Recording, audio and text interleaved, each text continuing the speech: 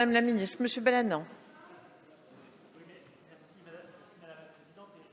Madame la ministre, de ces explications qui sont claires et qui posent les enjeux et qui vont, j'espère, pouvoir éclairer les débats.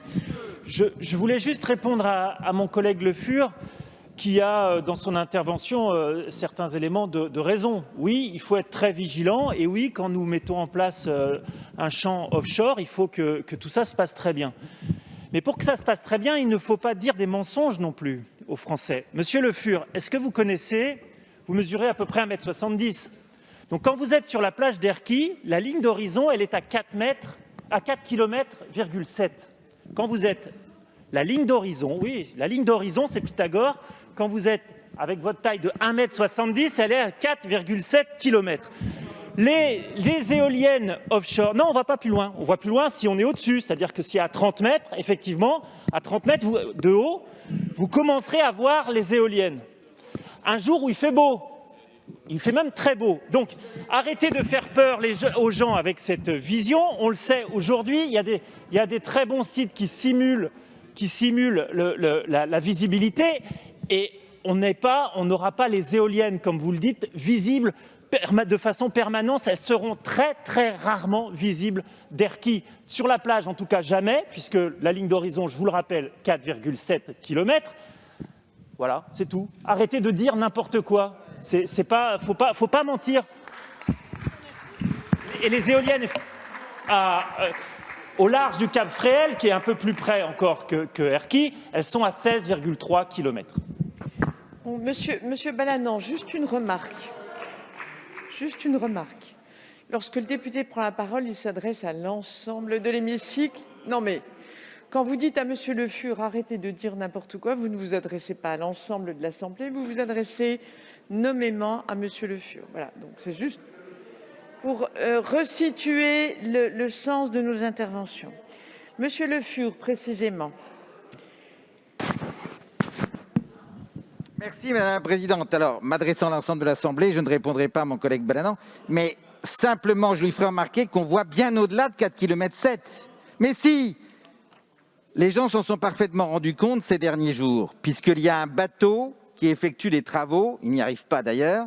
Ce bateau, il est surélevé, il est sur 4 surélévateurs en quelque sorte, et il fait en tout 50 mètres.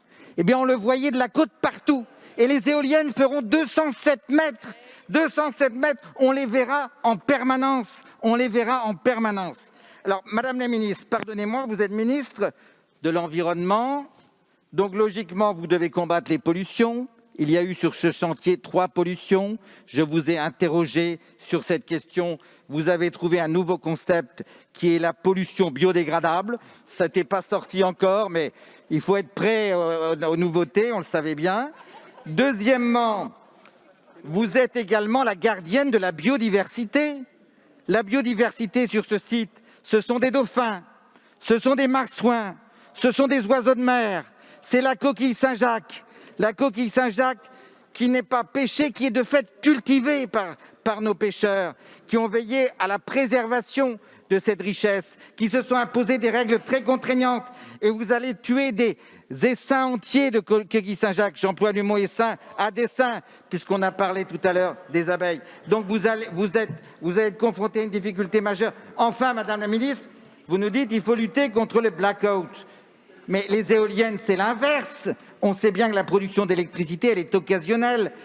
D'ailleurs, ce site d'éoliennes au large d'Erquy est associé à un site, là pour le coup, une usine à gaz, mon cher collègue de la Verpillière, qui se trouve à Landivisiau, que nous avons vendu comme un moyen d'éviter le blackout, qui en fait est un moyen pour compenser les périodes où l'éolien en mer ne fonctionnera pas. Voilà la réalité. Emparez-vous de cette réalité. Venez non pas à Saint-Nazaire, entouré de gardes du corps et de policiers en armes. Venez chez nous, où nous vous accueillerons comme il se doit. Je vous accueillerai de manière la plus républicaine possible et vous pourrez constater que des pêcheurs sont concernés. Il y a en tout plus de 1000 emplois qui sont concernés par ce sujet. 1000 emplois dans la pêche. Ces gens qui travaillent, qui prennent des risques. Eh bien moi, je les défends, ces gens-là. Et j'ai bien l'intention de continuer à les défendre. Merci. Monsieur Bric.